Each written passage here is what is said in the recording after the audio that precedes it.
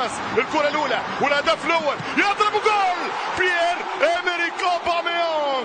1-0 للجابون. ولد الليوبار يسجل أول أهدافه الفهد أوباميانغ. أول أهداف الكان 2017. رابع أهداف إمريك أوباميانغ في تاريخه بالأمم الأفريقية. سجل ثلاثية في دورات سابقة. اليوم الرباعية وكاماتشو يريح ويرتاح. 1-0 من العميد، 1-0 من القائد، 1-0 من البومبر المنتظر. التوفيق كان كبير في التوزيع، عدم توفيق في تصدي دفاع. كرة ترجع عن طريق اللاعب بوانجا، تمشي كرة عن طريق زيزينو والراس جول. نعم التعادل يا بيساو.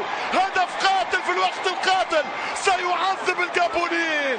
هدف التعادل تاريخي يا بيساو، تاريخي يا غينيا.